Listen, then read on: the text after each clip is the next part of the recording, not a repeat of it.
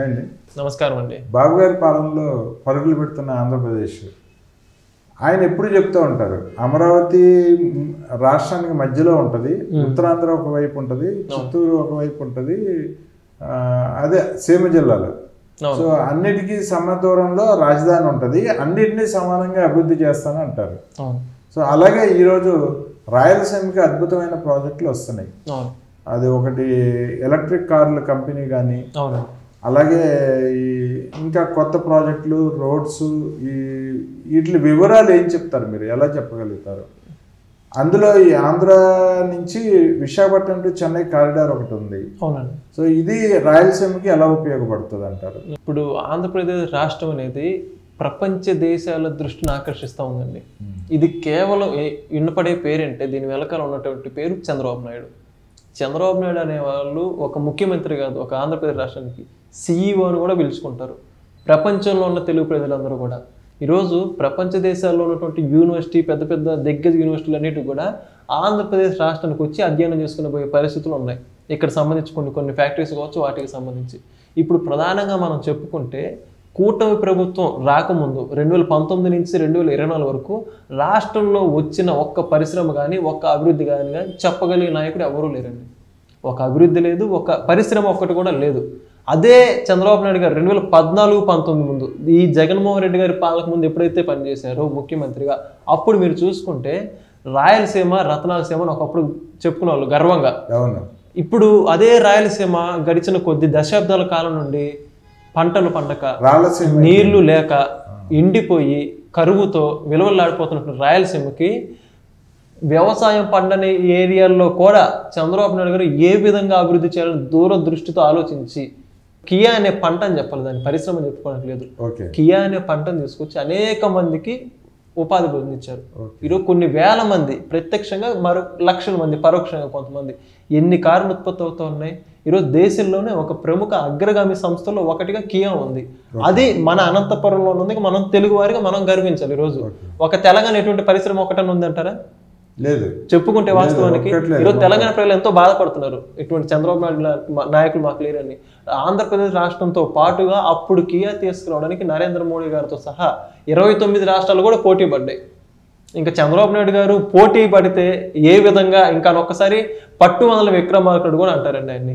ISB school కావచ్చు, ఇక్కడ హైదరాబాద్ లో ISB స్కూల్ ఉంది కదండి, అవన్నీ ఎన్నో రాష్ట్రాలు పోటీ పడుతుంటే ఇక్కడ తీసుకొచ్చారు అప్పట్లోనే. ఇంకా ఆయనకు ఒక లెక్క ఇంకా. సో కియా తీసుకురావడం జరిగింది. అదేవిధంగా హీరో మోటార్స్ తిరుపతిలో, ఇదంతా కూడా 2014 నుంచి 19 వరకు జరుగుతుంది లెక్కలు, దాన్ని ఆధారంగా చేసుకుంటే. ఇంకా హైదరాబాద్ యొక్క ఏదైతే తిరుపతిలో చూసుకుంటే సెల్కాన్ కంపెనీ కావచ్చు, ఎన్నో రకాలుగా అభివృద్ధి చేశారు. శ్రీ సిటీ డెవలప్మెంట్, ఇవన్నీ ఒక పార్ట్.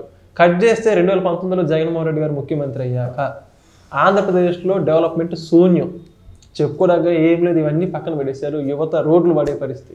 మళ్ళీ ఎప్పుడైతే చంద్రబాబు నాయుడు గారు అధికారంలోకి వచ్చారో 2024 జూన్ 4 రిజల్ట్స్ తర్వాత ఆంధ్రప్రదేశ్ యువత, ఆంధ్రప్రదేశ్ రాష్ట్రం, ప్రజానీకం మొత్తం కూడా ఊపిరి పీల్చుకుంది. పట్టుమని 10-20 రోజులు కాకమునిపే 70,000 కోట్లతో BPCL, Bharat petroleum corporation limited స్వచ్ఛందంగా మచిలీపట్నం వచ్చిందండి. తలెత్తుకునేలా చేసింది. ఆంధ్రప్రదేశ్ మొత్తం వైపు చూశారు. 70,000 కోట్లు పెట్టుబడి అంటే మామూలు విషయం కాదు. 25,000 మందికి ఉపాధి, 70,000 కోట్లు.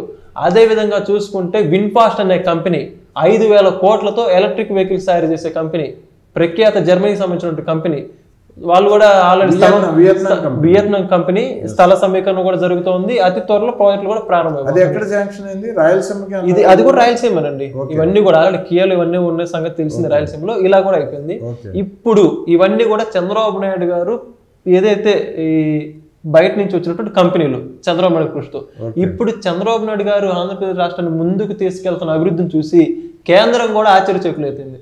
మోడీ గారు కూడా ఆశ్చర్యం అయిపోయి, నిజంగా ఇటువంటి రాష్ట్రానికి ఏంటంటే, ఇప్పుడు ఒక రాష్ట్ర అభివృద్ధి చెందంటే ప్రపంచవ్యాప్తంగా గుర్తింపు పొందుతారు కదండి. ఇప్పుడు కియాలో ఉత్పత్తి అయ్యే కార్లు దేశం మొత్తం కూడా తిరుగుతూ ఉన్నాయి. అదేవిధంగా ఆంధ్రప్రదేశ్ రాష్ట్రం ప్రపంచ దేశాల నలుమూలలో విడపాలని చెప్పేసి నరేంద్ర మోడీ గారు కూడా ఆయన సహకారంతో చంద్రబాబు నాయుడు గారు దూరదృష్టిని గౌరవించి గమనించి కేంద్ర బడ్జెట్ ప్రవేశపెట్టిన దాంట్లో రాష్ట్రంలో బంపర్ బోనాంజలాగా డబుల్ ధమాకా ఇవ్వడం జరిగిందండి. అదేంటంటే ప్రధానంగా చెప్పుకోవాల్సింది విశాఖపట్నం, చెన్నై పారిశ్రామిక వాడల అభివృద్ధి, దీన్ని సెజ్ అని కూడా అంటారు, స్పెషల్ ఎకనామిక్ జోన్ అని. ఈ సెజ్ ద్వారా ఏమవుతుంది అంటే ఇప్పటికి మన రాష్ట్రంలో ప్రధానంగా ఉన్న సెజ్ ఏంటంటే శ్రీ సిటీ, ఇది తిరుపతి జిల్లాలో ఉంది. అక్కడ మీరు గమనించుకుంటే 7,000 నుంచి 10,000 ఎకరాల్లో సుమారుగా 1000కి పైగా కంపెనీలు ఉన్నాయి. 1000కి పైగా కంపెనీలు ఇప్పుడు వాటి సంస్థల ఉత్పత్తులు కూడా అందిస్తున్నాయి. ఈ యొక్క ఏదైతే మనం వాడే గ్రోసరీస్ కంపెనీస్ కావచ్చు, టూత్ పేస్ట్ల కంపెనీస్ కావచ్చు, క్యాడ్బెరీ, మ్యాంగో, ప్రతి ఒక్కటి, కార్ల ముడి సరుకు, అసెంబ్లింగ్ యూనిట్, ప్రతి ఒక్కటి తయారవుతుంది 10,000 ఎకరాల్లో.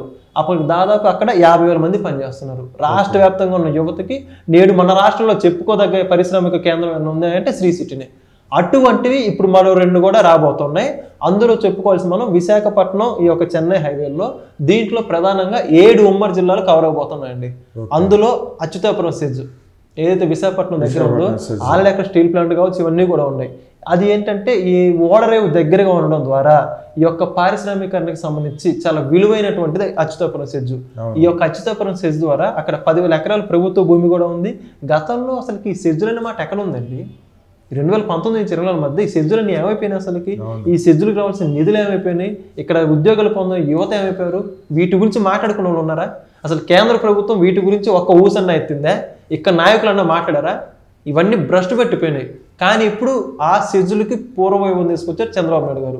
7 జిల్లాలు ఏదైతే విశాఖపట్నం, బెంగళూరు, చెన్నై ఉందో దాంట్లో తూర్పుగోదావరి కావచ్చు, అక్కడ ఆల్రెడీ మనకి గ్యాస్ రిఫైనరీ ఉండడం జరిగింది, గెయిల్ సంస్థ. వాటితో పాటుగా 2-3 అదనంగా చమురు రిఫైనరీ కంపెనీస్. అచ్యుతాపురం సెజ్లో ఒక 4 నుంచి 5 బహుళ జాతి కంపెనీలు కావచ్చు. అదేవిధంగా ఈ యొక్క విజయవాడ చూసుకుంటే ఆల్రెడీ షుగర్ ఫ్యాక్టరీస్ కావచ్చు, ఇవన్నీ కూడా ఉన్నాయి. వాటికి అదనంగా ఏవైతే ఉన్నాయో సబ్సిడరీ కంపెనీస్, వాటిని స్టార్ట్ చేసుకోబోతున్నారు. వీటన్నిటికి ప్రధాన కేంద్రం వైఎస్ఆర్ కడప జిల్లాలో ఉన్న కొప్పర్తి అనే ఏరియా అండి. కొప్పర్తి ప్రధాన కేంద్రంగా ఉండబోతుంది. ఇక రాజకీయం ఎక్కడ చంద్రబాబు నాయుడు గారు చేసేది ఈరోజు. చంద్రబాబు నాయుడు గారు రాజకీయం చేస్తే అది ఆపుకుపోయారు వెళ్ళలాగా. కేవలం రాజకీయాలకు పరిమితం కాని వ్యక్తి అని చెప్పడానికి ఇది ఒక ఉదాహరణ చెప్పుకోవాలి. చంద్రబాబు నాయుడు గారు ఈరోజు తెలుగు ప్రజల అభివృద్ధి చూస్తారు, తెలుగు రాష్ట్రాల అభివృద్ధి చూస్తారు ఈరోజు. అందుకే మీరు గమనించుకుంటే కొప్పర్తిని ప్రధాన కేంద్రంగా పెట్టడం జరిగింది. ఈ విశాఖపట్నం నుంచి చెన్నై ఏదైతే ఉందో కొప్పర్తి ప్రధానంగా ఈ కంపెనీలన్నీ కూడా రాబోతూ ఉన్నాయి. హెడ్ ఆఫీస్ అక్కడ పెడతా ఉన్నారు, అడ్మినిస్ట్రేషన్ ఆఫీస్ కూడా. విశాఖపట్నం, చెన్నై ఇది అయిపోయిందండి. నెక్స్ట్ వచ్చేసి ప్రధానంగా ఇంకా కీలకంగా చెప్పుకోవాల్సింది అంటే హైదరాబాద్, బెంగళూరు. హైదరాబాద్, బెంగళూరు అంటున్నారు. హైదరాబాద్ చూస్తేనే తెలంగాణ, బెంగళూరు చూస్తేనే కర్ణాటక కదా, మనకే సంబంధం ప్రజలందరూ కూడా అనుకుంటారు, కొంతమంది తెలియని వ్యక్తులు. ఈ వైసీపీ పేటీఎంస్ కూడా అనుకోవచ్చు. హైదరాబాద్, బెంగళూరు కారిడార్ అవి 2 వేరే రాష్ట్రాలు, మనకే సంబంధం. విశాఖపట్నం, చెన్నై చెప్పే బాగుందయ్యా, విశాఖపట్నం మన రాష్ట్రమే, ఒప్పుకోవచ్చు, మరి దీనికే సంబంధం ఉంటారు. హైదరాబాద్, బెంగళూరు కారిడార్ మొత్తం విస్తరింపోయి ఉంది మన తెలుగు రాష్ట్రంలోనే, అది కూడా ఆంధ్రప్రదేశ్లోనే.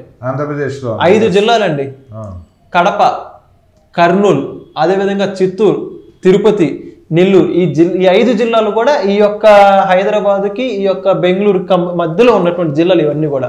ఇప్పుడు ఈ క్యాడర్ అభివృద్ధి చెందితే ఏమైంది అంటే ఓరవకల్లు దీనికి ప్రధాన కేంద్రంగా చేసుకున్నారు.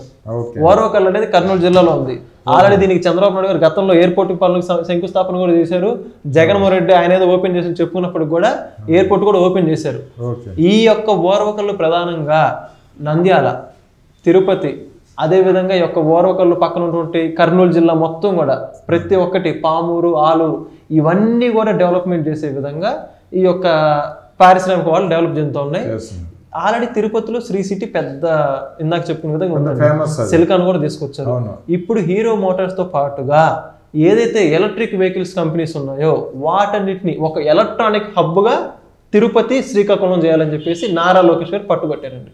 ఓకే అండి, చంద్రబాబు నాయుడు గారు సీమకి చెందిన వ్యక్తి. సీమ మీద ఆయనకి ప్రత్యేకంగా అభిమానం ఉందంటారా? అయితే ఆయన ఏ ప్రాంతానికి చెందిన వ్యక్తి అయినప్పటికీ కష్టాలు ఎక్కడ ఉంటే ఆయన అక్కడ ఉంటారండి. ఓకే, అది 100% చెప్పుకోవాలి. ఓకే, ఏదో ఒక ప్రాంతం చెందిన, ఈరోజు ఎవరు గుర్తిస్తున్నారు చంద్రబాబు నాయుడు? ఆయన అందరి మనిషి, అన్ని ఏరియాలు చెందిన మనిషి. ఒక పక్క ఉత్తరాంధ్రలో చూస్తే ఇంకా చెప్పుకుంటే ఎన్నో ఉన్నాయి. ఉత్తరాంధ్రలో చూస్తే అప్పుడు లూలుమాల్ శాంక్షన్ చేయించలేదా? ఈ రోజు ప్రపంచానికి మెడికల్ సంబంధించి క్యాపిటల్ గా మారిపోతుంది మెడ్టెక్ జోన్. మొన్న మీటింగ్ కూడా పెట్టడం జరిగింది. ఆ మెడ్టెక్ జోన్ సిఇఓ గారు మాట్లాడుతూ 10,000 రూపాయలతో మొదలైనటువంటి ఆ యొక్క సంస్థ ప్రయాణం నేడు 10,000 కోట్ల టర్న్ ఓవర్. దానికి చంద్రబాబు నాయుడు గారే కీలకం, ఆయన వేసిన పునాది అని సీఈఓ చెప్పారండి. ఇంకెవరు కితాబ్ ఇవ్వాలి చెప్పండి? ఉత్తరాన్ని ఆ విధంగా డెవలప్ చేయలేదంటారా? పారిశ్రామిక వాడ ఆ యొక్క షిప్పులు ఏదైతే ఉన్నాయో వాటన్నిటిలో ఏది ప్రపంచవ్యాప్తంగా గన్నవరం పోర్టు కానీ గంగవరం పోర్టు, ఈ షిప్పులకు అనుకూలంగా ప్రతి ఒక్కటి ఈరోజు ప్రపంచంలోనే మన భారతదేశంలో కీలకమైన నౌక పోర్టులలో ఈ యొక్క ముంబైతో పోటీ పడే విధంగా వైజాగ్ పోర్ట్ ఉందండి. దాన్ని ఆ విధంగా డెవలప్ చేసిన నాయకులు అంటే ఎవరైనా చెప్పే పేరు చంద్రబాబు నాయుడు గారు. ప్రతి ఒక్కటి ఉత్తరాంధ్రాన్ని, అదే విధంగా ఈ యొక్క రాయలసీమని, మధ్యలో ఉన్న కృష్ణా ప్రాంతాన్ని, పల్నాడు ప్రాంతాన్ని అన్ని సమపాలనలో రాష్ట్రం సర్వతోముఖ అభివృద్ధి అనే విధంగా నిదర్శనం చేసిన వ్యక్తి చంద్రబాబు నాయుడు గారు. రాయలసీమ పట్ల ఏంటయ్యా అంటే అక్కడ పంటలు పండడం రాష్ట్రం అందరికీ తెలిసింది. ఆడ మెట్ట భూమి ఎక్కువ. అదే విధంగా అప్పటికి అటువంటి భూమికి కూడా నీళ్లు తీసుకెళ్లారు. అలాగని మళ్ళీ వ్యవసాయం తక్కువ చేసింది మాట్లాడుకోవడానికి లేదండి. వ్యవసాయాన్ని కూడా పట్టిసీమ అనే ఎవ్వరు చేయలేని ప్రాజెక్ట్ ని ఒక మొనగాడిలాగా పట్టిసీమ ప్రాజెక్టు తీసుకొచ్చి రాయలసీమ మొత్తం నీళ్లతో నింపి ఓ పక్క వ్యవసాయం, మరో పక్క ఎలక్ట్రానిక్స్ హబ్, పరిశ్రమలు, యువతకి ఉపాధి, రైతులకి పంటలు రెండు సమపాలలో చూసుకుంటూ ముందుకు తీసుకెళ్తున్నాడు. ఇలా చేసే నాయకుడు ఎవడన్నా ఉన్నాడా? మాట్లాడుకోవడానికి కూడా సరిపోరు ఎవరు కూడా. అసలుకి తెలుగు ప్రజల అదృష్టం అండి అన్ని రకాలుగా. కాబట్టి సీమ ప్రాంతానికి చంద్రబాబు నాయుడు గారు అభివృద్ధి చేస్తున్నారు అనేది కొట్టేయాల్సినటువంటి మాట. అన్ని ప్రాంతాల అభివృద్ధి అనేది అనేక నిదర్శనాలు ఉన్నాయి ప్రతి చోట చెప్పుకుంటే. కానీ ఇలాగే ఉత్తరాంధ్రలో మంచి అభివృద్ధి తీసుకొస్తున్నారు. విశాఖ బేస్ చేసుకొని సాఫ్ట్వేర్ కంపెనీలు కానీ, సెజ్జలు కానీ, విశాఖ చెన్నై కారిడార్ కానీ, అలాగే కృష్ణా గుంటూరు జిల్లాలకి మధ్య ప్రాంతాన్ని ఏమో అమరావతి ఎడ్యుకేషన్ హబ్ గా తయారు చేస్తున్నారు. సీమ ప్రజలు పాపం ఇంతకాలం వెనకబడి ఉండేవాళ్ళు ఈ రోజు సీమ ప్రజలు చంద్రబాబును చూసి మీసం తిప్పుతున్నారు.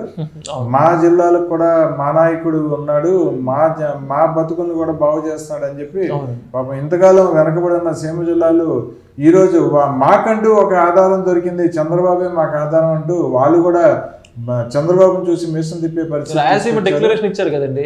ఎవరు జరిగింది చరిత్రలో రాయలసీమ డిక్లరేషన్ ప్రవేశపెట్టిన నాయకుడు, అమలు చేయబోతున్న నాయకుడు నారా చంద్రబాబు నాయుడు గారు. నారా లోకేష్ గారు కూడా దానికి బలంగా మద్దతు పలుకుతున్నారు. పవన్ కళ్యాణ్ గారు కూడా ముందుకు తీసుకెళ్తున్నారు. ఓ పక్క రాయలసీమ రూపురేఖలు మారిపోబోతున్నాయి. రాయలసీమ రతనాలసీమ మరొకసారి చెప్పుకునే విధంగా వీళ్ళ పాలన ఉండబోతుంది. వీళ్ళ మార్కు గవర్నెన్స్ రాయలసీమతోనే ఉదాహరణ. ఓకే అండి, రాయలసీమ చంద్రబాబును చూసి మీసం తిప్పుతోంది. చాలా అద్భుతంగా ఉందండి. ఇలాగే కనుక జరుగుతూ వెళ్తే అన్ని జిల్లాలు అభివృద్ధి పదంలో దూసుకుపోతాయి, ముందుకు పరిగెట్టుకుంటూ వెళ్తాయి. సో ఆంధ్రప్రదేశ్ పూర్తిగా అంటే ఒక ఉజ్వలమైన భవిష్యత్తు కనిపిస్తుంది ఏపీకి చంద్రబాబు గారి హయాంలో. చూద్దామండి, మరిన్ని వీడియోలు ముందు మళ్ళీ మాట్లాడుతున్నాం. ధన్యవాదాలు.